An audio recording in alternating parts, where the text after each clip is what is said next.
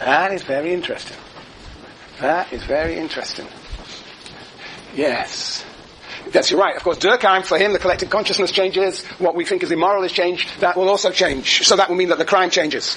But for Foucault, well, that's an interesting question, whether in the last 2 or 3 centuries he would think the actual, with the development of disciplinary power, whether the actual crime, what is seen to be criminal has changed. That is an interesting question. He is really concerned with what happens to the criminal. Yes. Oh, I've got some hands to help me out. Yes, Lauren. Well, I remember you said that it is more humane, quote unquote, now because it's moved from the public to the private sector. Was that the only reason why? I feel like it's also more humane because of the way they're being executed. It's less intense. Yes. The way they're being executed is also more humane. Yes, but that may be the case, but that's not an answer to Marianne's question, is it? No, okay, that's a separate issue. Yes, we'll come to the question of humanity in a minute, or humaneness. Yes, Simeon. On 17, on 7th paragraph, the United States it says, the second line, no doubt, the definition of offense is a hierarchy of seriousness, the margins of indulgence, what was tolerated in fact, and what was legally permitted. All this has considerably changed over the last 200 years. Yes, but he's saying, therefore, that what is criminal may have changed, but that is not my concern. That is not my interest. My interest, that might be the interest of Durkheim, but it's not my interest. My interest is, in fact, the new ways in which we actually treat or regard or organize punishment, how that has changed over this period. So I'm as you can see, Aaron. Well, I think that crime being similar over time because each side of the events change itself as deviating by the state, deviating against the state. And the whole project of rehabilitation is one of normalization, where from the norm, the person that deviates ought to be rehabilitated to somehow embody that norm. So I think that in each sense, the crime has a figure, the deviant, in both periods. The crime has a what, sorry? The crime is a crime because there is the deviant. Right, and I think what you're suggesting is, of course, that what is deviant may change over time. Yeah. And that's not the center of his focus in this book, I don't think, but that's how the crime would change, that we consider different people. Today we lock up people who deal in drugs, right? That probably didn't happen in the 19th century.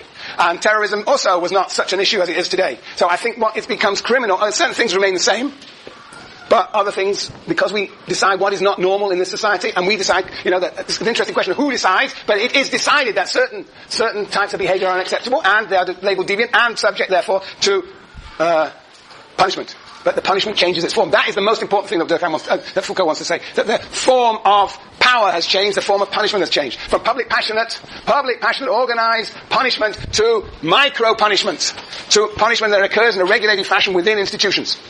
Yes. Aaron. I suppose that's to connect to Durkheim being a deviant, the person, the man of talent, the multiple talent, the dilettante. He made them deviants, and I would think that Foucault would see that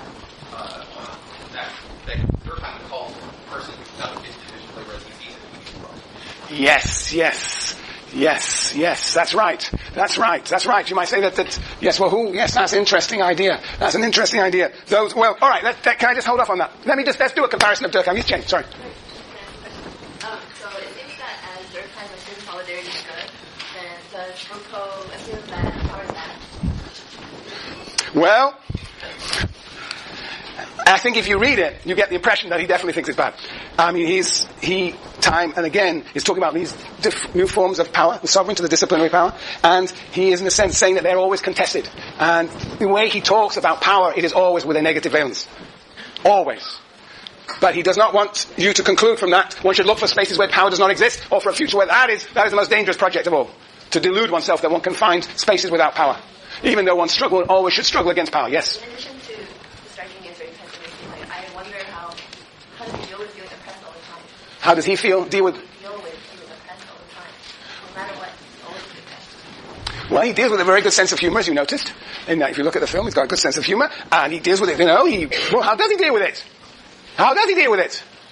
Well, we talked about it last time, he goes to Death Valley and takes LSD, goes to the bathhouses. He is engaged in actually contesting power. He supports prisoner rights struggles. So he supports struggles against power. He, if you look at the Daily Cow piece, how he endorses certain forms of revolution. He at one point endorsed the Iranian Revolution. He's definitely endorsed the Solidarity movement in Poland. So he is endorsing always contestations at the individual and collective level of power. Though power is everywhere. Yes, Alex. That's also a problem because Perhaps it's a dumb question, but it's very descriptive. And what does he bring to the table? It's a new form of power. He needs nothing. Well, that's a judgment you must hold until we have finished with Foucault. It's a new type of power. Is it what? It's to say this is a new type of power.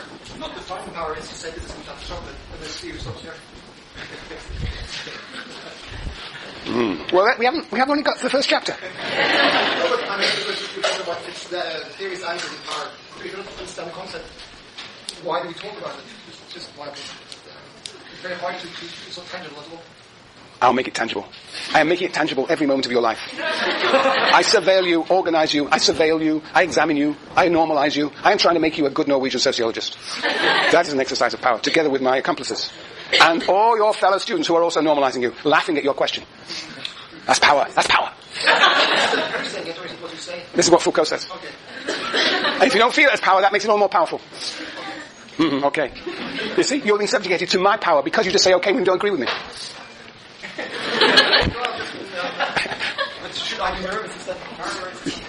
You're going to become a completely new person now, once you recognize the power I wield over you. All right, let's compare with Foucault. That might help you. Let's compare with Durkheim. Come, look. I've got four points I want to make in 8 minutes. First, what is a prison? Oh yeah. What is a prison for Durkheim? What is a prison for Durkheim? How is Durkheim going to explain prisons? For Durkheim it seems that, punishment for violation of the collective conscience should always be public and passionate and organized. So why have it privatized? Why have it interiorized in society? What is a prison for Durkheim? How can Durkheim explain the existence of prisons? Well, the best we can do is Foucault's actually talking on behalf of commenting on Durkheim. The only place in the book where he does, but very interestingly, on page 23. In the second new paragraph, 2, 4, 6 lines into it. Now listen to this very carefully. Foucault says, by studying, on page 23, by studying only the general social forms, as Durkheim did, one runs the risk of positing as the principle of greater leniency in punishment, processes of individualization that are rather one of the effects of the new tactics of power, among which are to be included the new penal mechanisms. And anybody figure what he's saying there? The principle of greater leniency. See, what he is suggesting here, Foucault is suggesting, is that Durkheim will see in this transition precisely what Siena saw possibly, and others have seen, greater humanity. We are being more humane towards the criminal. That is what prisons are all about, one might argue, from the Durkheimian point of view. What Foucault says that Durkheim does not appreciate that this greater humanity, and with it comes the rights of so-called individuals, is in fact a new form of power. A new form of power. Process of individual are rather the ones, the effects of new tactics of power. But in fact, what Durkheim does not see is that along with this so-called greater humanity is the exercise of new forms of power. New forms of surveillance, observation, of discipline, the timetable of suspended rights. This is a new form of power. So, for example, on page 29, he says, page 29 from the bottom from the new paragraph into the new paragraph, 2, 4, 6, 8, 2, 4, 6, 8, 9, 10 lines into it, he says, on the contrary, well, alright, it would be previous sentence, it would be wrong to say that the soul is an illusion or an ideological effect. On the contrary, the soul is a reality. It is produced permanently. That is, our subjectivities are produced permanently within the body by the functioning of a power that is exercised on those punished, and in a more general way on those one supervises, one trains and corrects, over madmen, children at home and at school, the colonized, over those who are stuck at a machine and supervised for the rest of their lives. These are peoples whose individuality, whose soul is being shaped by the institutions in which they are forcibly inserted. This is the historical reality of this soul, which, unlike the soul represented by Christian theology, is not born in sin and subject to punishment, but is born rather out of methods of punishment, supervision and constraint. Our subjectivities, our souls, are born in the institutions through supervision, through the exercise of power. Yes, okay. So that's the first point. So for Durkheim, the prison, the interiorization of this punishment can only be seen as a progress in humanity, perhaps a representation of the rise of the cult of the individual, the recognition of human rights. For Foucault, it represents a new form of power, a new strategy of power in which the individual as a subject is being constituted by forces that they do not control. Alright, second. Now what about the division of labor at last? Division of labor. Now for Durkheim, remember the division of labor is a set of relations of interdependence that give rise to what? Organic solidarity. And that is reflected in the rise of restitutive law, the restoration of relations. Now what is division of labor for Foucault? See, for division of labor for Foucault, well, what do you think the division of labor is for Foucault? If for Durkheim it builds relations of interdependence and solidarity, for Foucault, what is the division of labor? Greg? It is the relations of power. Yes, well, it's not oppressor and oppressor, but basically just the insertion of people are slotted into places. That is already an exercise of power. We are slotted into places in the division of labor. That is already a form of power. Yes. What about contractual relations? Durkheim talks a lot about contractual relations, presumes some underlying value consensus, some underlying trust, the non-contractual elements of contract. They are the foundations, or are rest on certain foundations of solidarity. What does Foucault say about contracts? What does Foucault say about contracts? Well, if you look on page 26, you will see he has all sorts of interesting things to say. He says, whoa, there's a whole fascinating paragraph here, the last paragraph on page 26.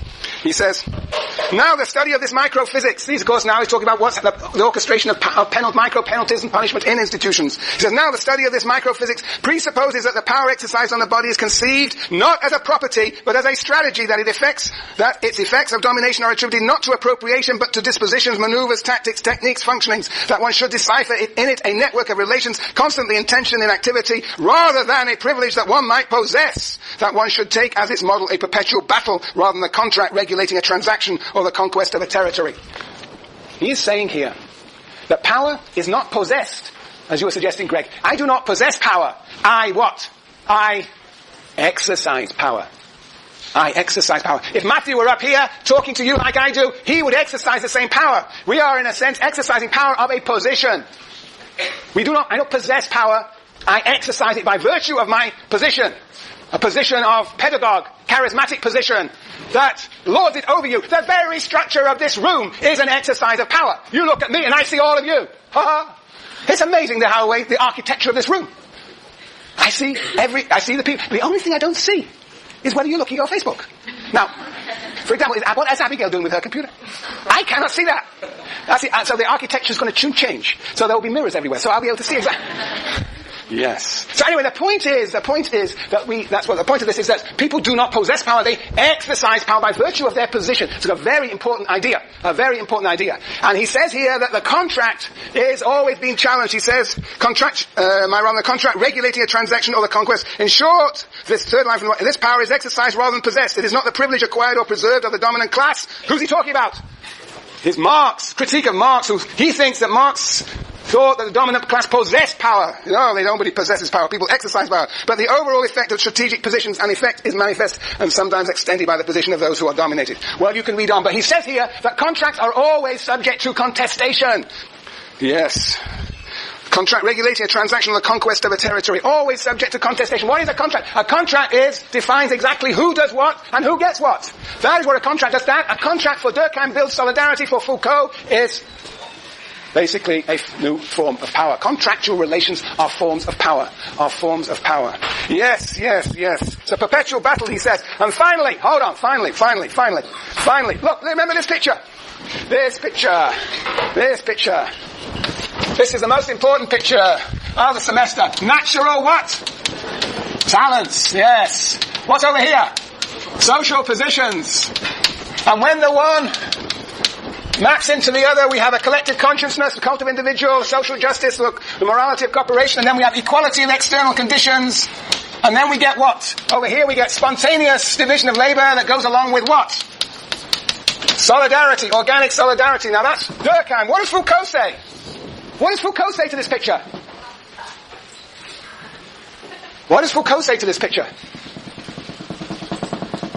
This is the utopia for Durkheim. Meritocracy, natural talents, spontaneous division of labor, organic solidarity.